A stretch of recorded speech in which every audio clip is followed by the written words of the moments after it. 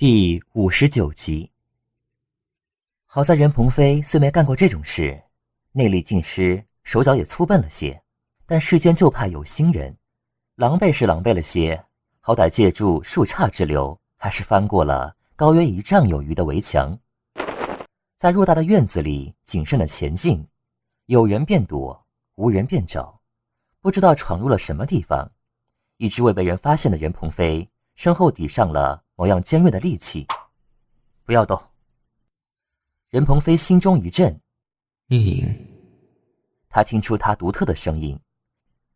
为什么要回来？我来找你。我这里还有什么你想要的东西吗？身后的人冷笑出声。有。任鹏飞盯着眼前的树枝。我落了一样东西在这儿。哦，我想把它找回来，带它一起走。是什么？聂隐。背后的利器往前一顶，任鹏飞已能感觉到尖锐的顶尖刺进皮肤的疼痛。片刻之后，背上的东西移开了，身后的声音离得稍远。任鹏飞，你走吧。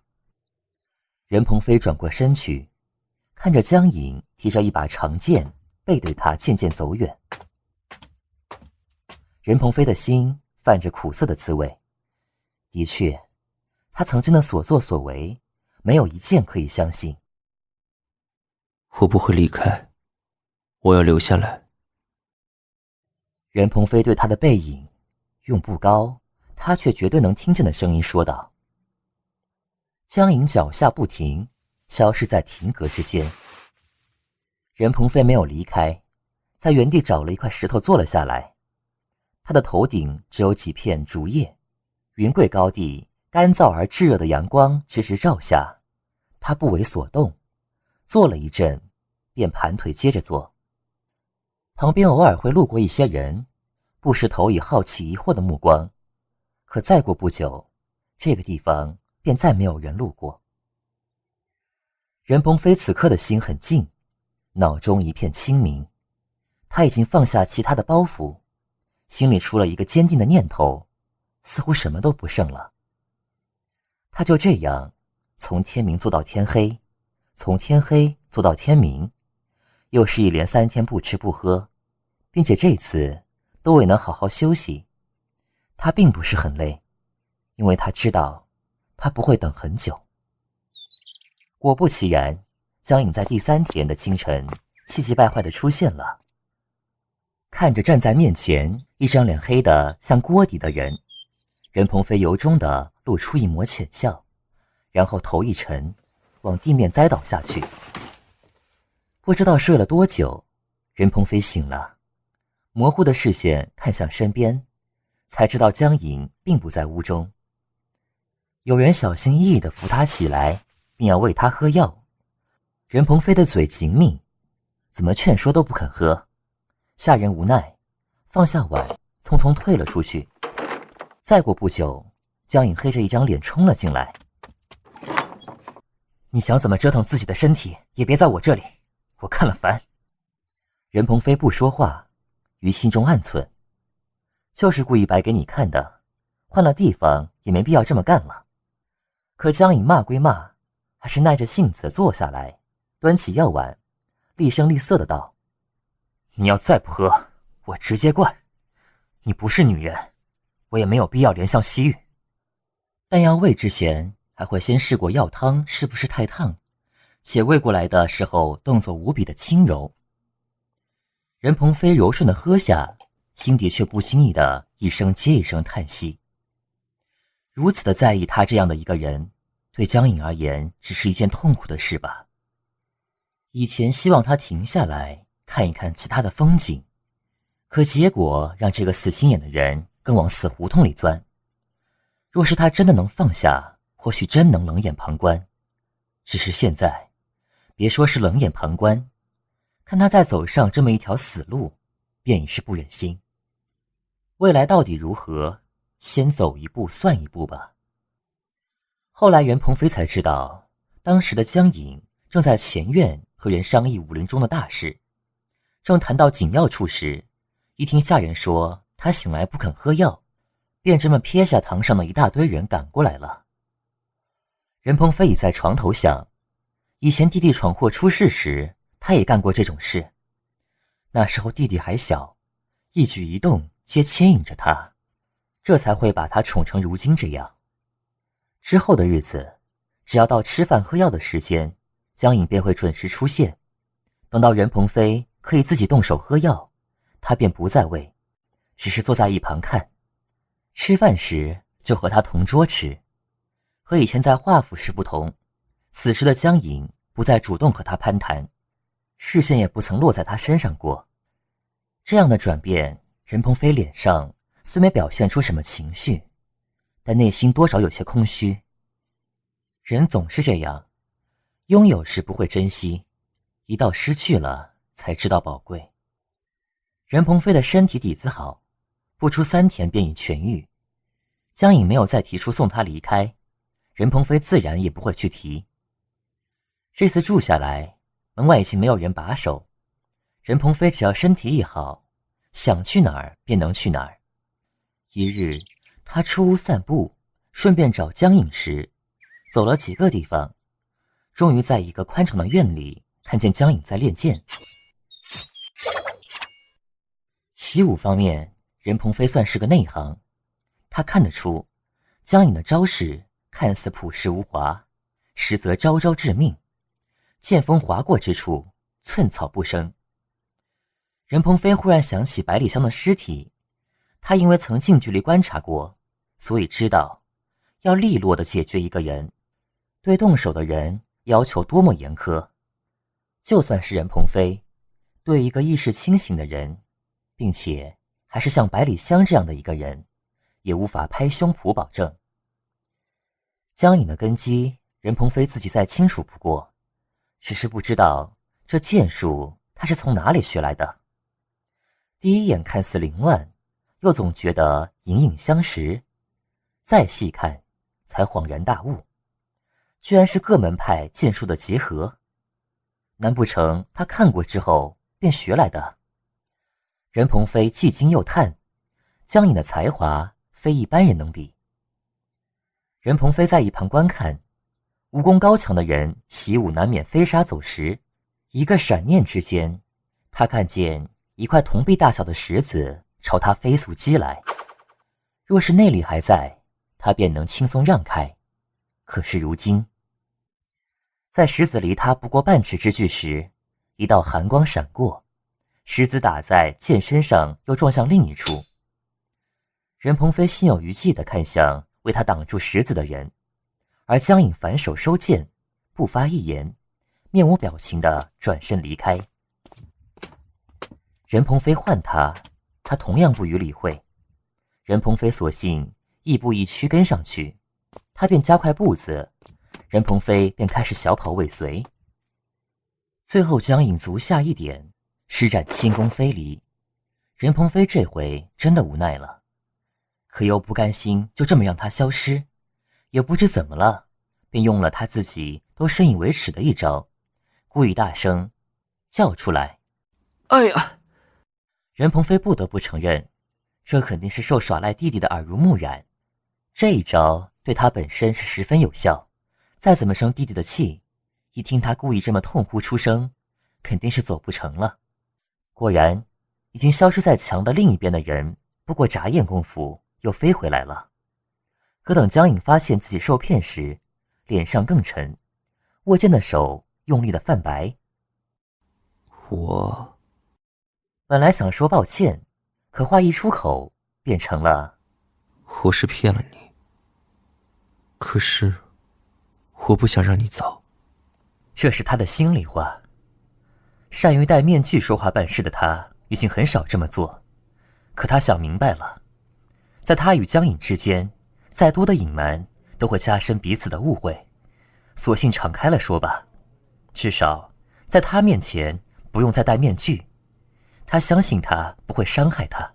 江颖突然用力地喘了一口气，猛地转过身去，在任鹏飞以为他会怒不可遏地离开时，他又猛地回过身，丢开手中剑的同时，用力抱住他的身子。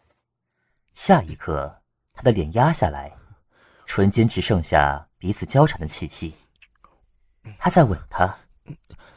任鹏飞下意识想推，可伸出的手最后却是轻轻环上她的腰。这一吻并不长久，浅尝辄止，可离开后，江颖没有放开他，反而抱得更紧，脸埋在他的颈间，声音沙哑且低沉的一遍一遍骂：“你混蛋，混蛋，你他妈的就是一个大混蛋！”任鹏飞无言以对，他听出他话里拼命压抑的痛苦和无奈，或许这一切已经来得太迟。江颖的复仇计划还在紧锣密鼓地进行，任鹏飞知道他这一路有多凶险，却再没有开口劝说。没有谁有这个资格让他放弃报仇，因为没有经历，在外人看来他只是在干傻事，甚至于是去送死。又有谁能清楚地明白经历者内心的痛楚呢？江颖越来越早出晚归，很多次任鹏飞特意去找，都扑了个空。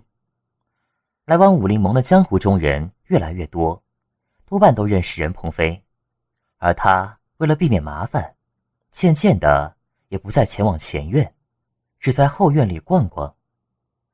有一次任鹏飞逛到一个偏僻的地方，也许是鲜少有人到来的关系，青石板上一路的青苔，绕过枝繁叶茂阴暗清凉的院子，便看见一间紧闭大门的屋子，四处都没有题字，不知道这究竟是个什么样的地方。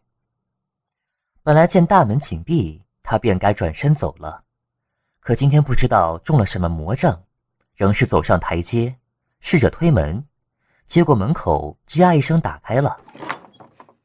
屋内门窗紧闭，灰暗阴沉，任鹏飞却一眼看见摆在正中间一张矮桌上的瑶琴，不由走近几步，同时看清长案后面屏门上的字画，写着一首任鹏飞再熟悉不过的词：庭花香杏尚浅，醉玉楼先暖，梦觉春清，江南依旧远。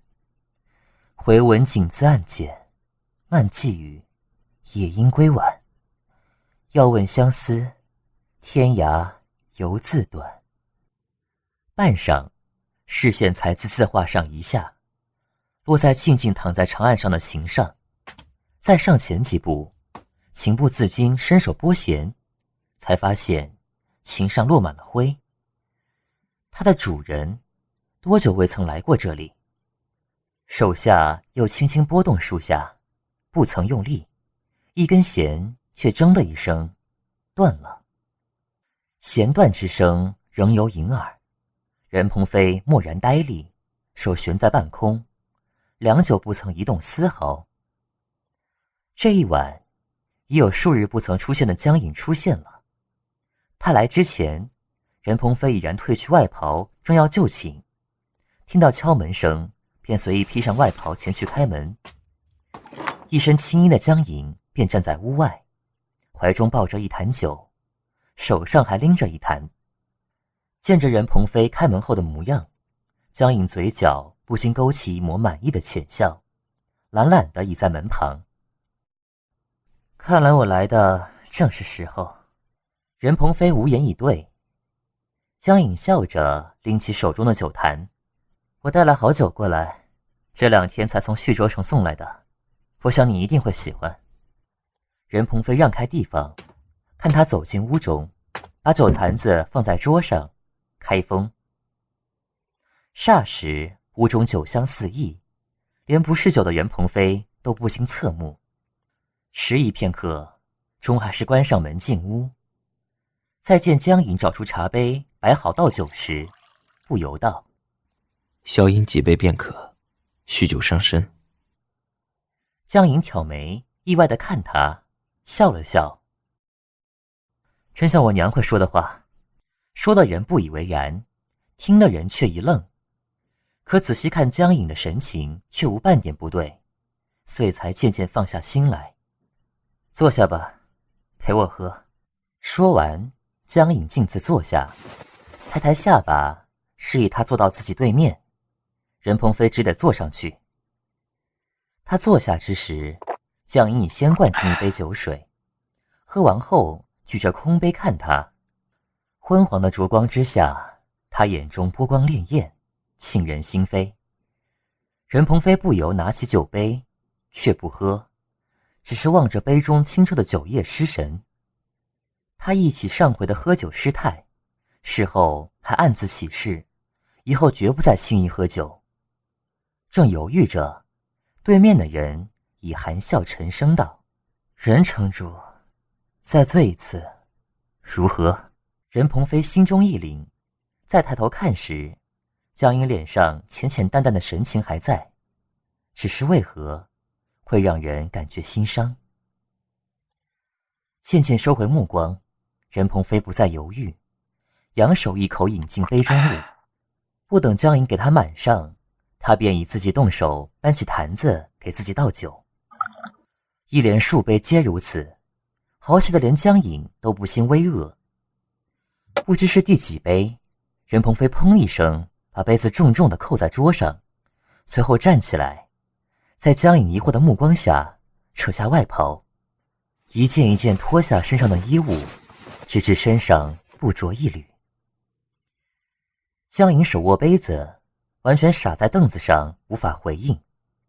任鹏飞幽沉的双眼直直看向他，眼中一点一点的全是坦然以对的光彩。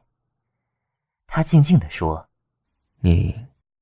我醉了。”握住杯子的手一紧，在松开时已成数片，但这些全然顾不上了，随手甩到一边，起身便迎了上去，展开双臂，把这具身子紧紧抱入怀里，紧密的想就此嵌入骨髓。袖子一挥，烛火熄了，手一扬，帘子垂下，衣物散乱一地，床上小小的空间里是两具紧紧纠缠的身体。不行。不行？真的不行。你的身体……你是如何知道的？我是无意间听到的。在京城时吗？放心吧，我现在已无大碍。一夜纵情的结果自然是精疲力尽。第二日醒来时，明明精力充沛，身体却酸痛的厉害。醒来时，江颖还在，手脚紧紧缠着他的身体，像只怕冷的小狗，抱住温暖的东西蜷缩着入眠。任鹏飞对此并不陌生，记得在谷底时，大多时候醒来时，江颖也是如此抱着他。这是本能吧，无法改变的习惯。以前只觉得抑郁的事情，到现在任鹏飞在觉得温暖的同时，胸口微微泛酸。他轻轻抬头，看见的是合着双眼轻抿嘴唇的一张依旧陌生的脸。手不禁伸上去，却在触碰的同时被另一只手握住。怎么了？睁开的双眼不像是刚刚苏醒，清明悠远的，仿佛没有尽头的深潭。任鹏飞的声音早已沙哑，他缓声道：“想看看你的脸。”江颖抿唇笑了笑，坐起身，当着他的面摸上后颈。一阵摸索之后，一张面皮被一点一点撕开，直至一张任鹏飞熟悉的脸庞完全呈现。任鹏飞眼睛不眨一下地看着这张脸，半晌后道：“你不怕吗？不怕会说出去？”江颖低头亲吻他的面颊，笑着低语：“不怕。真有这一天，我希望是你。这样，我就真的能放开了。”放开？任鹏飞一愕，正欲再问，江颖已然翻身而起：“你再休息片刻，我去叫人准备热水。”任鹏飞只能怔怔地看他披上衣物，打开门走出屋外。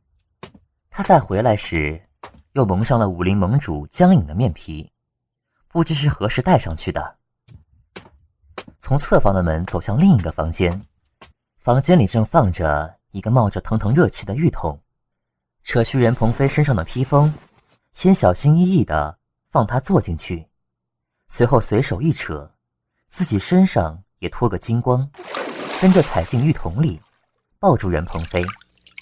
一开始真的只是纯粹的洗澡，可不知怎么，两人在温热的水中又干柴烈火起来。